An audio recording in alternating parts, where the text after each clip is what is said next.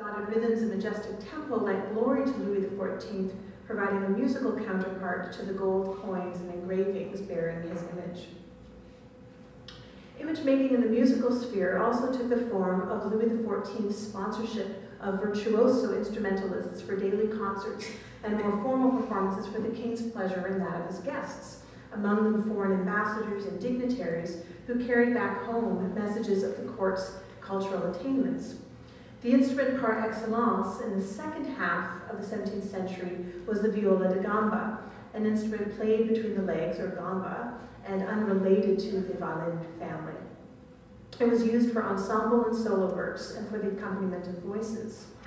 The instrument's rich yet voice-like quality encouraged a tradition of viola da gamba virtuosos in France. Probably the most famous, Saint-Colombe and his student, Marin Marais. Incidentally, their lives form the basis of the movie Tous les Matins du Monde, which is going to be aired at Cinecenta on January 18th. Marin Marais was appointed in 1679 at the court of Louis XIV as a musician of his chamber music. Of course, Marais' reputation extended far beyond the French realm. Writing in 1732, German commentator Johann Gottfried Walter declared Marais, quote, an incomparable Parisian viola da gamba player whose works are known all over Europe. The image of Marais circulated widely in a portrait of him, and this is pictured on the front, bottom of your handout, bottom right-hand corner. It's a portrait from 1704. Marais wrote most of his works for the small base of the viola da gamba family, which in the 17th and early 18th centuries, the gamba family actually included as many as 9 different instruments of different sizes. His preferred instrument was somewhat smaller than a modern cello and had frets and 7 strings. Much of what we know about Marais comes from the word of his close contemporary, Titon du Tillet, whose Le Parnasse François, from 1732, depicts an imaginary Parnassus of poetry and music over which the divine Louis XIV ruled. So the Parnasse François is a biographical chronicle comprised of brief vitae, or biographies of poets and musicians. So according to this source, the crowning achievement of Marais was his 5 volumes titled Pièces de Viol, totaling 596 pieces for 1, 2, or 3 instruments and a basso continuo. The basso continuo was probably the most prevalent type of accompaniment in this time period, and the term refers to a bass line with chordal type accompaniment. So Marais published 5 books of this music between 1686 and 1725, each containing over 100 works, many of them titled dances in a suite type form or more descriptive pieces. It's not clear that these were intended to be performed as a suite, but rather you would sort of browse through and pick out preferred works and then have those performed. But now much of Marais' inspiration actually came from French lutenists and harpsichordists from the mid-17th century. A prime example of this is the genre of the tombeau, which is a memorial piece. And the example we're going to look at is the tombeau for Monsieur de Lully from the 2nd book of these Pièces de Viol. And many of these tombeaux were inspired by the lutenist Denis Gautier.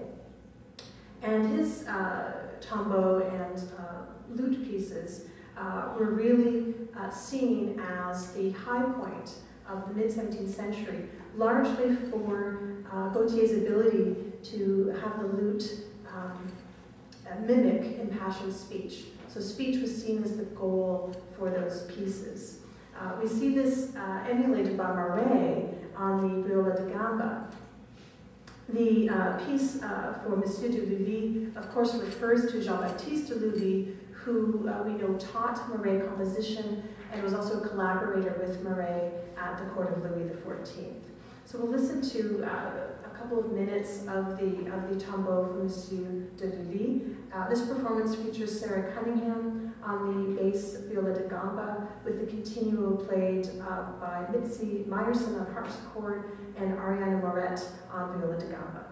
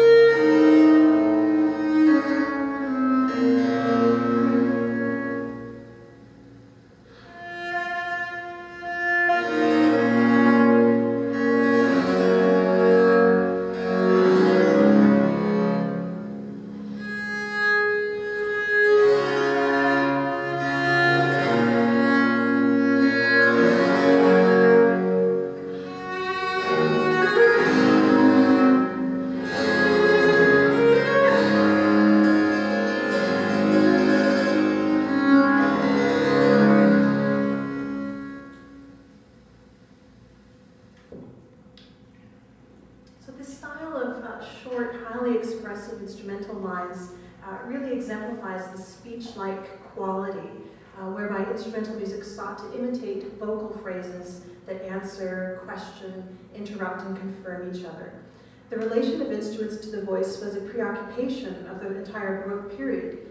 The central goal of imitation is captured in an influential treatise by Johann Mattheson titled The Complete Music Director. This is from 1739, in which he writes, "It shall be demonstrated plainly and clearly that all instrument melodies, large as well as small, must have the correct phrases, clauses, sentences, not differently than, but just the same as does song with human voices. Both kinds of accent, of text as well as of sound, a composer must understand exactly, so that he does not violate the long and short of the syllables in vocal things, or the tonal prosody in instrumental pieces." So very clear use of speech language terminology, both for the voice and for instruments. So why was speech idealized as a model for instrumental music? Certainly for its effects on listeners. And here's where the connection with Louis XIV is critical. In his Dictionary of Music of 1776, Jean-Jacques Rousseau writes that the tones of a melody do not act on us only as tones, but as signs of our affections, of our feelings. It is thus that they excite in us the movements which they express and the image of which we recognize. So Louis XIV used chamber music to woo, move, and sway his listeners. The quality and quantity of chamber music were paramount to glorifying the king and his court.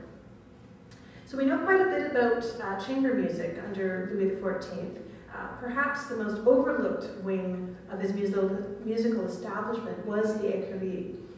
This department, which came under the master of the horse, comprised the petit écurie, which contained riding and carriage horses for the king's use, and the grande, or the large écurie, made up of war horses, riding school horses, and the staff who cared for them. Of course, there's also a musical component to this group as well.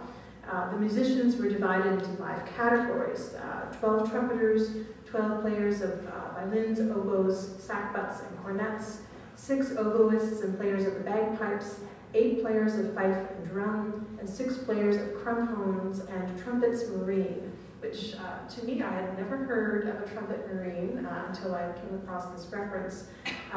It's a single-stringed instrument about 2 meters long, so fairly long. It was performed standing up, and it was most akin to a monochord, so a single string, but it created such a buzzing sound that it sounded more like a trumpet, so it was called a marine trumpet, tromba marina.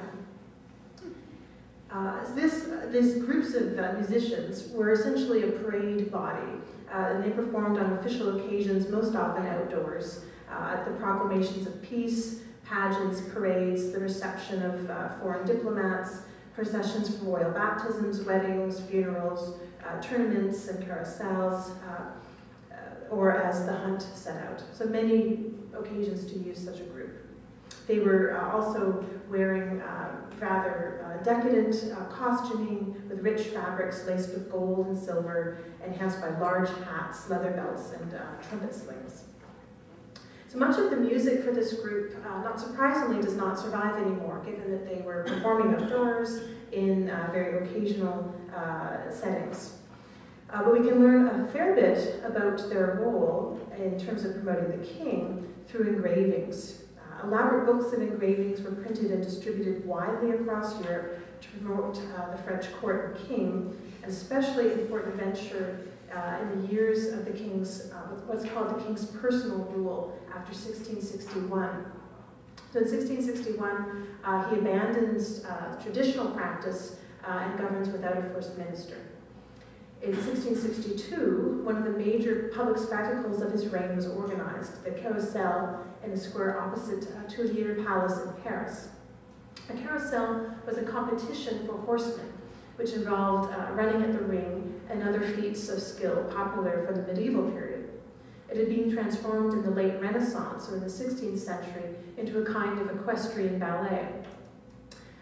Louis's appearance on horseback as the Emperor of the Romans paralleled his appearances on stage as a dancer. There were 5 teams of nobles dressed in elaborate costumes, supposedly mimicking Roman, Persian, Turkish, Indian, and American. Each competitor had his own device or emblem on his shield. The king's was the sun, with the inscription, "As I saw, I conquered," ut vidi vici. The competition was commemorated in a magnificent folio volume of engravings printed in 1670 with an explanatory text by Charles Perrault. As well as reflecting greatness by being in the supposed apparel of the Roman emperor, Louis's costume was also designed to contribute to the important statement of royal magnificence by the very richness of the materials from which it was fashioned, as is evident from Perrault's detailed description. The attire of members of Louis' squadron complemented that of the king himself. If you look on the back of your handout, I've included an engraving of the Roman trumpeters from this book of engravings by Perrault.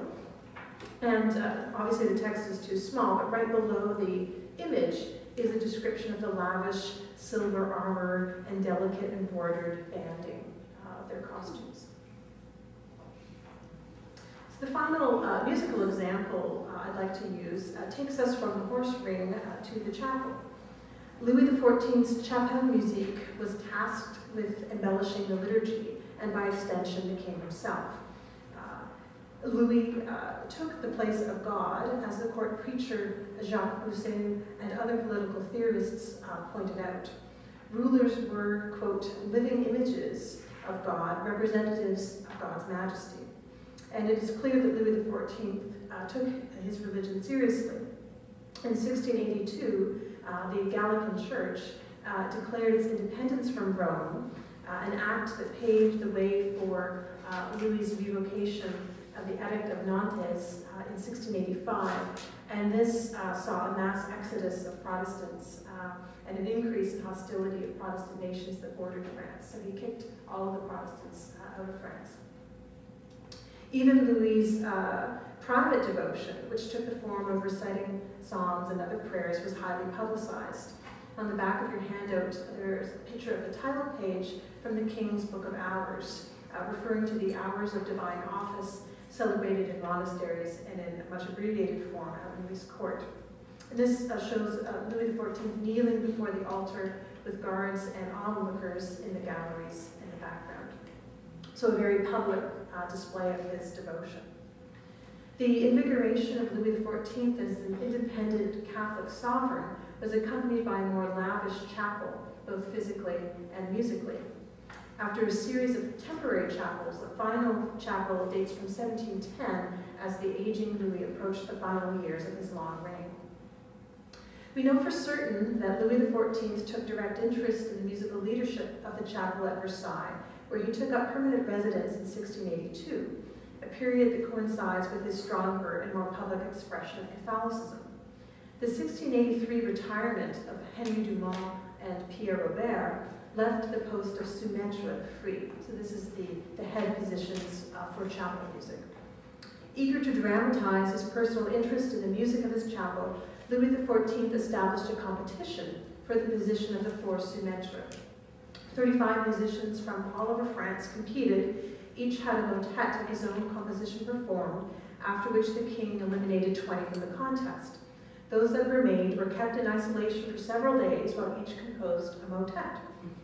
From this final competition, 4 sous-maîtres were chosen, 3 relatively unknown composers and the more celebrated Michel de Lalande, for whom Louis XIV made a special appeal.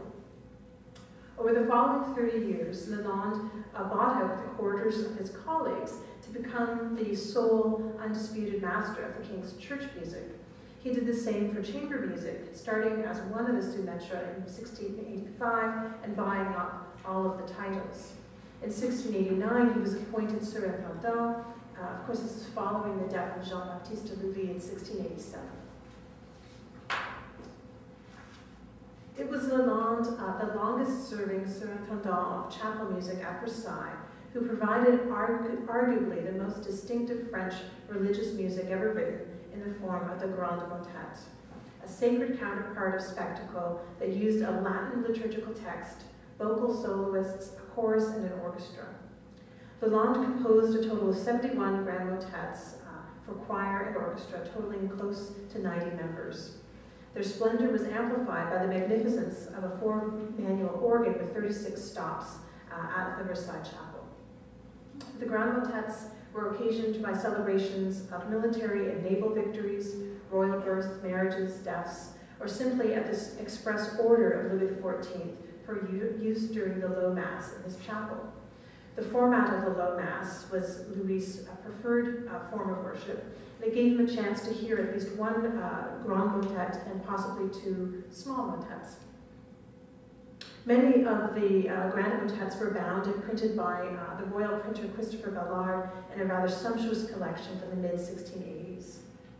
A good example from this genre is Lalande's grand motet De Profundis, which was first performed in 1688 and revised in a 10-movement version of 1720. It captures best what musicologist James Anthony dubs the Versailles style, music whose texture, scope, and wonder mirror the physical beauty of their surroundings. I've selected the Requiem Aeternam as a movement that features an extended instrumental introduction that captures the sense of gravity and solemnity so typical of French Baroque music. Here, the orchestra establishes an imitative subject that will form the basis for the choral entry that follows. The chorus is written in a thick polyphony in which both voices and the instruments participate. Sometimes the instrumental lines double what the voices are doing, at other times they have more independent counterpoint. The mood is intensified by very close imitative entries with the chorus and instruments. So now we'll listen to part of the Requiem in a performance by the Ensemble Vocal et Instrumental de Lausanne under Michael Corbetz.